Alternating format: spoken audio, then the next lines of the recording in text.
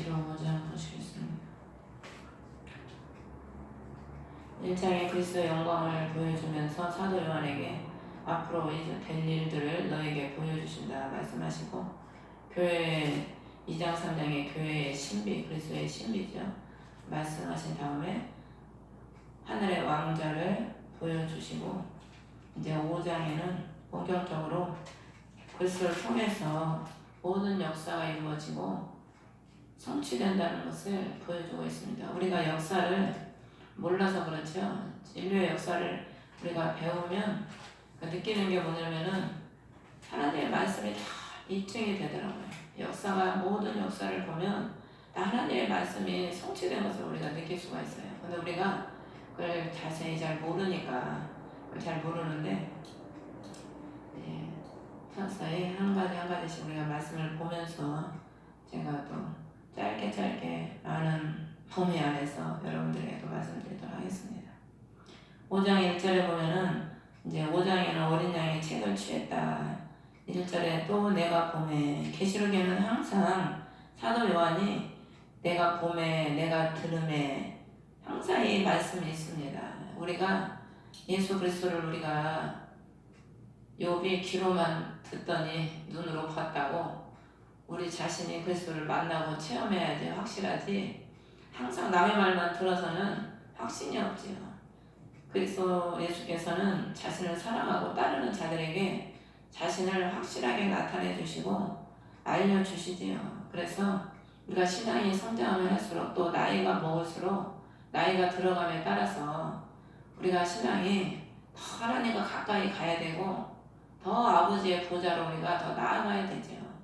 그래서 하나님과 더 가까운 그 삶을 살아갈 때에 우리가 이 세상에는 소망이 없지 않습니까? 소망이 없고, 엊그저께 그 에베레스트 장로님을 우연히 만났는데 그 장로님 그러시는 거예요. 사모님 나이 때는 너무 좋은 나이라고 그러면서 나도 한 10년만 젊었으면 좋겠다. 그래서 제가 아이고, 60 먹은 분은 50만 되면 좋겠다 그러고, 80 되신 분은 70만 되면 좋겠다 그러고, 저도 40만 되면 좋겠어요. 이 땅에 무슨 소망이 있습니까? 천국의 소망이죠. 그랬더니 그 말이 정답이라고. 우리가 뭐 30이 된들 20이 된들 인생을 이 땅에 살아간다는 게 수고와 슬픔밖에 더 있습니까? 그냥 천국이 소망이지 이 땅에는 별 소망이 없어요. 그래서 나이가 먹어감에 따라서 더 천국을 바라보고 더 기쁨과 감사가 넘치는 거죠. 천국을 바라보는 사람은. 보좌에 앉으신 분의 오른손에 책이 있다. 보좌에 앉으신 분이 우리 하나님이시죠. 여호와 하나님.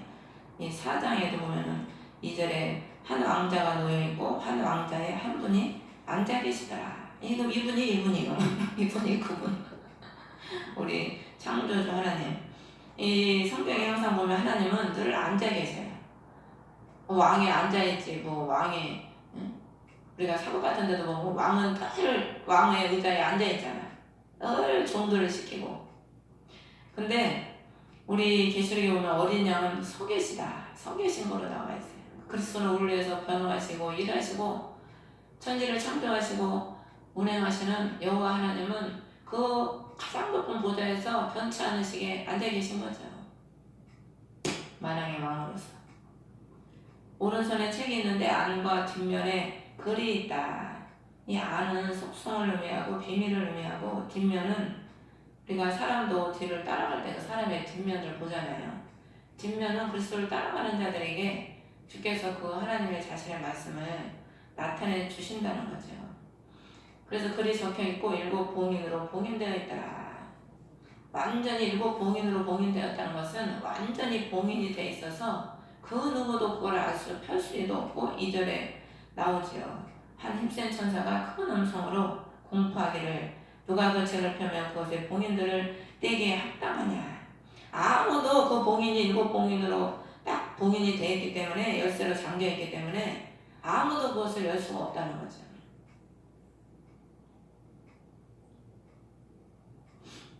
천사가 이 말을 하는 이유는 그리스도를 알게 하기 위해서, 누가 그 책을 펴기에 합당하냐, 그리스도가 그 책을 펴기에 합당하다는 것을 알게 하기 위해서 지금 천사가 이 말을 하는 겁니다. 그래서 3절에 하늘이나 땅이나 땅 안에 있는 어떤 사람도 능히 그 책을 펴거나 들여다보지 못하더라. 우리 인류를 구원하신 분이 오직 예수 그리스도 한 분밖에 없잖아요. 그 하늘 위나 하늘 안에나 그 어떤 곳에서도 우리를 구원하신 분은 우리 예수 그리스도 한 분밖에 없거든요. 그래서 사무엘상 2장 2절에 한나가 그 사무엘을 하나님께 드리면서 기쁨으로 여호와께 노래하잖아요. 주와 같이 거룩하신 분이 없고 주 외에는 없으고 우리 하나님과 같은 반석이 없나이다. 우리 주님처럼 거룩하신 분이 없고 그분만이 영원히 변치 않는 반석이라는 거죠. 그래서 그분만이 우리를 구원하시기 때문에 그 누구도 그 비밀의 책을 펴거나 들여다볼 사람이 없다는 거죠. 그래서 4절에 그 책을 펴거나 읽거나 들여다보기에 합당한 사람이 보이지 아니하므로 내가 많이 울었다.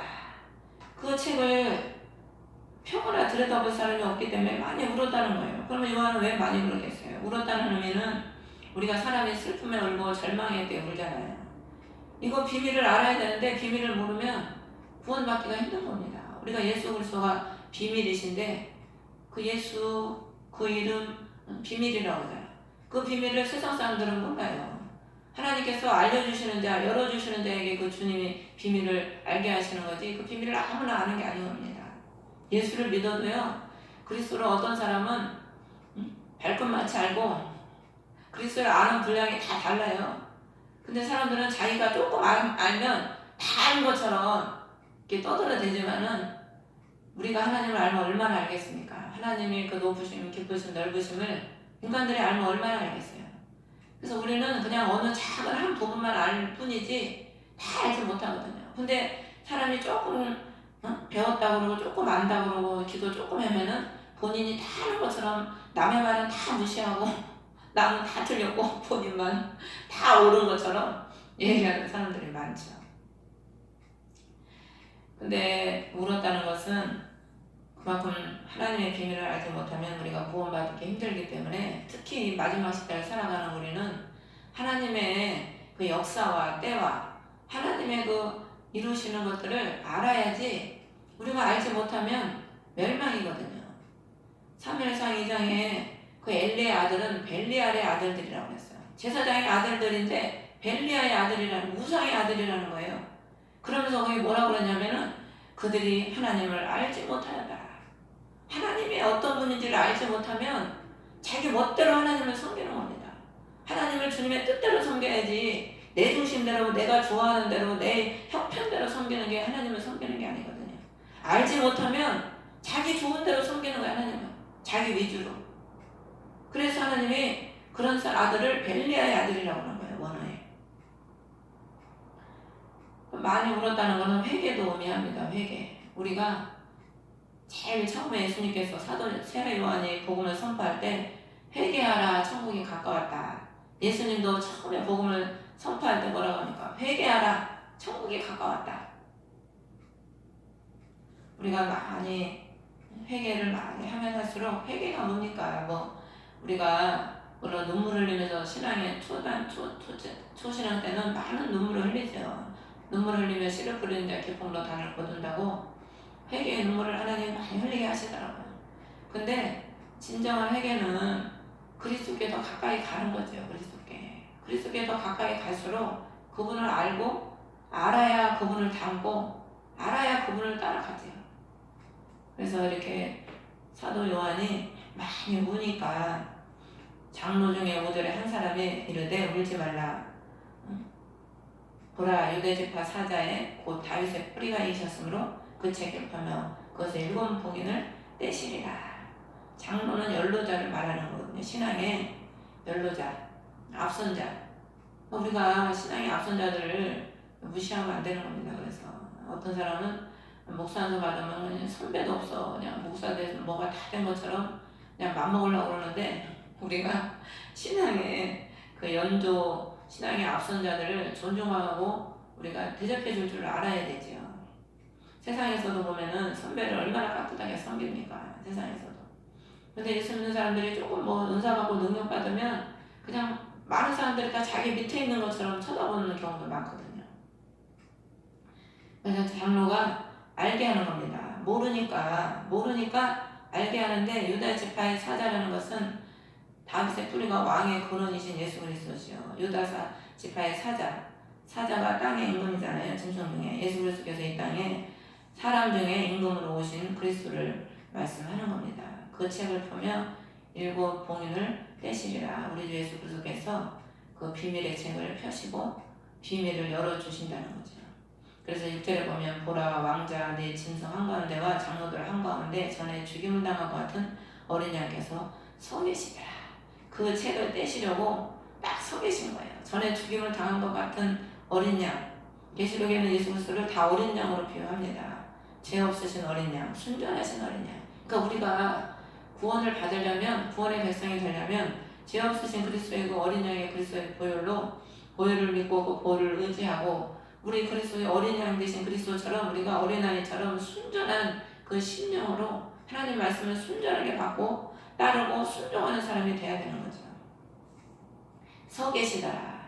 하나님은 앉아 계시고 어린 양은 서 계시더라. 일하시는 우리 주님은 그 일곱 교회에도 그 등대 사이를 다니셨거든. 그래서 그분께 일곱 뿔과 일곱 눈이 있었다. 온전한 능력과 온 땅을 감찰하시는 그 주님의 눈이시지요. 그래서 하나님은 하나님의 일곱 영이라 하나님의 부리시는 영들을 통해서 온 땅을 감찰하시고 특별히 자기 백성들을 늘 낮에 해가 밤에 달이 상치 않도록 침상길 동안도 물속에서 불속에서 해치 않도록 늘 하나님이 보살펴 주시는 거죠. 우리를. 얼마나 감사합니까. 그래서 7절에도 보면 그분께서 나아오사 왕제 앉으신 분의 오른손에서 그 책을 취하시니라. 책을 취하심에 네 짐승과 24 장로가 저마다 하프와 향이 가득한 금병들을 가지고 어린 양 앞에 엎드렸는데 이 양은 성도들의 기도라. 그동안에 하나님의 성도들이 주님께 드렸던 그 기도들을 다 금병에 담아놓고 계신다는 거예요. 금병이라는 의미는 믿음의 기도, 또 우리의 모든 기도를 하나님께서 그만큼 귀하게 다 모아놓고 계신다는 거죠. 그래서 우리의 기도가 하나도 헛되지 않고 땅에 떨어지지 않는다는 것을 의미하는 겁니다. 하프와 향을 하프도 있죠. 하프. 감사와 찬양, 성도들의 감사와 찬양도 기도거든요. 이 모든 것들을 우리 하나님께서 다 받으시고 금병에다가 다 받아 놓으셨다는 거죠. 그래서 9절에 보면 그들이 새 노래를 불러 있는데 새 노래를 불렀다. 새 노래. 우리가 구원을 받으면 새 노래를 부릅니다. 구원을 받으면 심령이 새롭게 되기 때문에 구원받은 백성은 새 노래를 부르는 거예요. 주께서 그 책을 취하시고 책의 봉인을 열기에 합당하시나이다. 죽임을 당하시고 주의 피로 모든 족속과 언어와 백성과 민족 가운데서 우리를 구속하사 하나님께 드리셨다. 그 책을 펴기에 합당하신 게 아까도 말씀드린 것처럼 오직 모든 민족 백성, 모든 언어의 백성들을 그리스도께서 피 흘리심으로 구속하사 사가지고 하나님께 드렸다는 거예요. 그렇기 때문에 오직 예수 그리스도께서만이 그 책을 펴기에 합당하신 거죠. 10절에 보면 그것뿐만 아니라 또 우리 하나님을 위해 우리를 왕과 제사장으로 삼으셨으니 우리가 땅에서 통치하리이다. 우리를 위해서가 아니고 하나님을 위해서 우리를 왕과 제사장으로 삼으셨다는 거예요. 그러니까 하나님은 저와 여러분들을 하나님을 위해서 왕같은 제사장으로 삼기 원하시는 겁니다. 우리가 다 제사장이 돼야 돼요. 사실은 영적으로 보면 하나님의 영광을 위해서 제사장의 삶을 살아야 되는 게 하나님의 백성의 온전한 삶이거든요. 우리를 위해서 죽으신 그리스도를 위해서 우리가 뭘 하겠습니까? 그분을 위해서 제사장이 되어서 중보자의 삶, 양을 위해서 그리스도께서 희생하신 그 삶을 우리가 본받아서 그 길을 따라가는 거죠.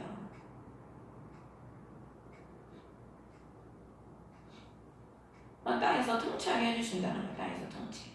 하나님께서 자신의 그 왕같은 제사장이 영적으로 되면은 종의 삶이 아니고 통치를 받는 삶이 아니고 통치하는 삶으로 축복을 해주신다는 거죠. 머리 되게 해주신다는 거예요. 머리 되게. 또한 우리가 마지막 천년왕국 때 또 하나님께서 우리를 통치하는 그 권세를 주시지요. 그 노아 시대에 노아가 아들 함이 아버지의 그 하체를 보고 나가서 형제들에게 고했을 때 저주를 받죠. 그때 뭐라고 하냐면 세 아들을 놓고 다 축복을 하는데 그 함은 저주를 받아서 종의 종이 되고 야벳은 복을 받아서 셈의 장막에 거하고 마지막에 셈이 아시아 쪽인데 셈이 영적으로 가장 큰 축복을 받아요. 근데 오늘 어떤 교수님이 그 역사 강연을 하시는데 20세기에는 아시아가 복음을 지금 주도하고 있다는 겁니다. 특히 우리 한국이 지금 많은 나라들 중에서 가장 선교를 많이 하고 있어요. 제가 그 말씀을 들으면서 참 우리 하나님 말씀은 반드시 이루어진다고 셈의 장막에 거한다는 게 뭐겠습니까? 그 육신의 축복을 하나님은 말하는 게 아니에요. 영적인 그 축복을 말씀하시는 거거든요. 아브라함이 셈의 장막이거든요. 믿음의 자손.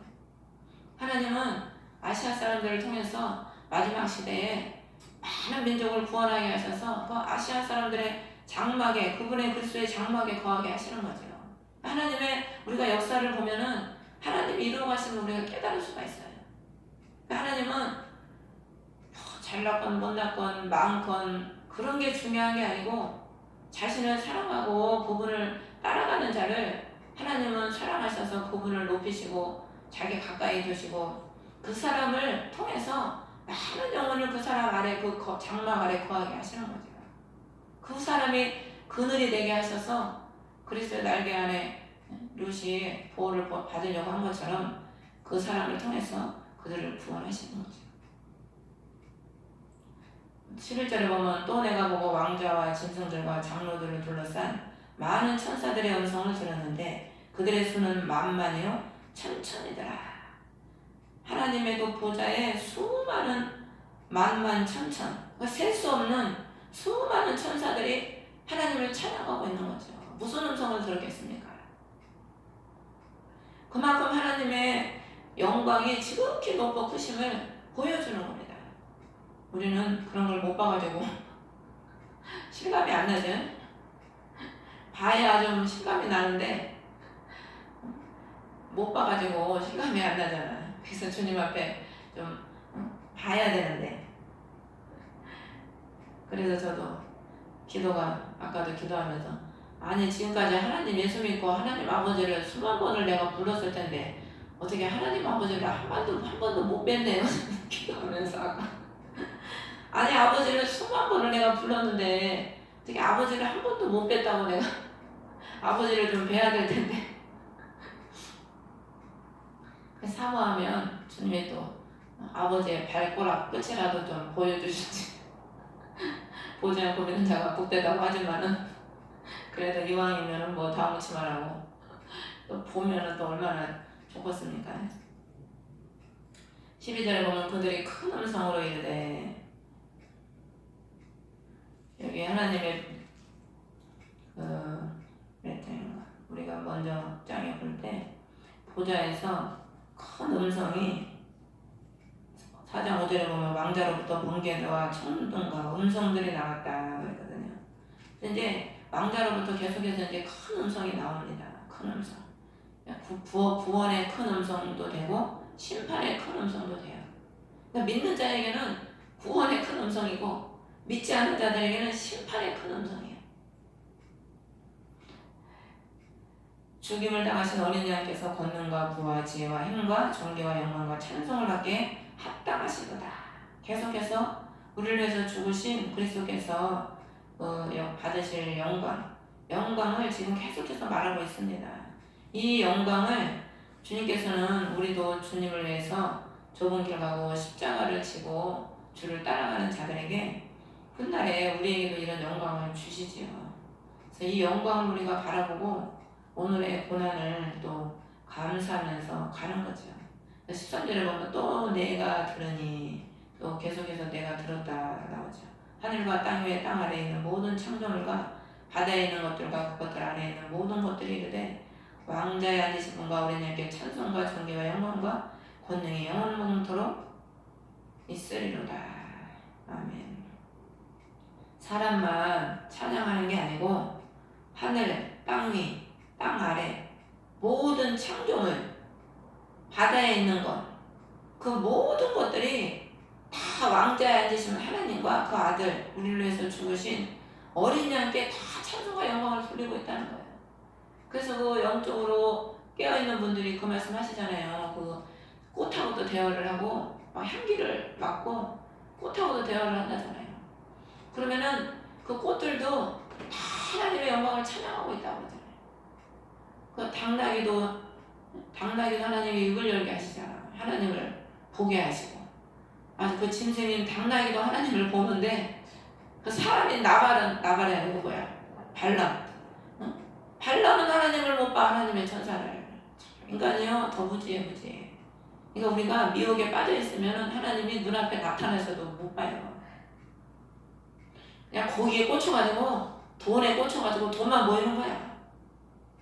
당장 지금 내 앞에 멸망이 다가와도 모른다니까. 그러니까 우리가 그리스도를 믿지 않으면 참 하나님의 모든 창조를 보다 못한 게 되는 거예요. 만물의 영장으로 하나님이 자신의 형상과 모양대로 우리 인간을 창조하셨는데 우리가 그래서 그리스도를 영접하지 못하고 그리스도를 믿지 않고 그분과 동행하지 못하면 만물보다 못한 그런 짐승 같은 존재가 되는 거죠. 제가 우리 집 베란다에다가 방울 토마토를 심어놨잖아요. 그 열매가 이제 익어가지고 이 천열매 2개를 따서 우리 막내 애들 입에다 쏙 넣어줬지 뭐 맛있다고 그러더라고. 가족을 위해서 제일 수고하니까 그 열매를 보니까 얼마나 이쁜지 별로 수고도 안 했는데 열매가 그냥 열려서 빨갛게 익은 거 보니까 너무 이쁘더라고요. 너무 이쁘고 사랑스럽고 그런 걸 볼 때마다 우리가 작은 거지만 하나님이 우리를 열매 맺기 위해서 우리를 부르셨잖아요. 그 하나님 우리가 그런 것만 봐도 그렇게 열매를 맺을 때 기쁘고 참 내가 조금 수고해줬는데도 나를 위해서 이렇게 열매를 맺어줄 때 얼마나 기쁩니까? 하나님께도 우리가 그렇게 우리를 위해서 죽으신 그분께 열매가 되어드리고 기쁨이 되어드려야 되는데 인간들이 보면은 기쁨은 고사하고 하나님께 그 노아 시대에 한탄을 하게 만들고 있으니 그래서 우리라도 소돔과 고모라 성에 그 의인 10명만 있어도 주님이 그 성을 멸하지 아니하신다고. 우리 주님은 의인 1명만 있어도 근데 1명은 있을 수가 없죠. 10명만 있어도 그 고울을 멸하지 않으신다고 그러잖아요. 그래서 오늘날에도 하나님께서는 그래도 우리 그리스도를 믿는 백성들을 통해서 하나님께서는 이 죄악된 세상을 보시는 게 아니고 자신을 사랑하고 믿고 따르는 하나님을 사랑하는 저와 여러분 우리를 보시고 우리 주님은 지금도 또 회개하기를 기다리시고 돌이키기를 기다리시고 주님은 기다리고 계신 거죠. 그러면서 14절에 보면 이에 내 짐승이 이르되 아멘 하고 24장로가 엎드려 영원무궁토록 살아계시는 그분께 경배하다. 그래서 오늘 9절부터 14절까지 우리를 위해 죽으시고 부활하시고 우리의 왕과 제사장으로 삼으신 그 그리스도께 통치권을 주시는 주께 영원히 경배하고 찬양하는 그 내용을 지금 우리에게 알게 해주시는 겁니다. 그래서 우리 영혼도 우리가 무엇을 위해 살아가겠습니까? 우리를 위해서 죽으시고 우리를 위해서 부활하시고 우리를 왕과 제사장으로 삼으신 그분께 영원히 경배와 찬양하면서 엎드려서 경배했다고 그랬죠. 우리가 겸손히 하나님께 엎드려 경배하며 종처럼 섬기는 그 자세로 살아야 되겠죠. 오늘도 우리 목사님 산에 가서 그 얘기를 하면서 우리가 우리를 위해서 죽으신 주님을 위해서 사는 것만큼 복된 게 어디 있습니까? 주님을 위해서 다 드려도 부족하지요. 생명까지 드려도 부족하지요. 근데 많은 사람들은 너는 나를 위해서 좀 살아라 그러면은 아유 주님 나 못해요. 나 안 해요. 그 주님의 그 구속의 은혜, 대속의 은혜를 생각하면 불러주신 것만 생각해도 얼마나 감사합니까? 근데 많은 사람들이 주님을 따르다가 다 돌아가잖아요. 마태복음에서부터 요한복음에 보면은 큰 무리가 나오고 작은 무리가 나오는데 많은 사람들이 그리스도를 따르다가 다 돌아가요. 그래서 예수님 부활하시고 마가의 다락방에서 너희는 몇 달이 못돼요 먼 날이 못돼요 성령을 부어준다고 기도하라고 그랬는데 처음에는 120명이 그리스도가 올라가는 걸 봤는데 그 중에서도 많이 가버리고 그 남은 사람은 몇십 명밖에 안 되잖아요. 성령 받은 사람은. 그 40일도 10일도 못 기다려서 40일 뭐예요? 10일이지. 그러니까 많은 사람들이 그만큼 기다리지는 못하고 눈에 보이는 것, 귀에 들리는 것 이런 것들을 추구하면서 살아가게 되는 겁니다. 그래서 이 눈에 보이는 것, 원수마귀는 하와를 눈에 보이는 걸로 꼬드겼잖아요. 눈에 보이는 거는 진리가 아니거든요. 허상이거든, 허상. 눈에 보이는 건 다 사라질 것들. 진리는 눈에 보이지가 않아요. 중요한 것으로 눈에 안 보이잖아요. 공기가 눈에 보입니까? 바람이 눈에 보입니까? 그래서 우리 하나님은 진리이신 그리스도께서 늘 영원히 영원무궁토록 우리는 잠깐 있다가는 인생이 아니고 물론 이 땅에는 잠깐 있다 가지만 우리는 저 나라에 가면은 영원무궁토록 주님과 함께 영광을 누릴 그 백성이잖아요.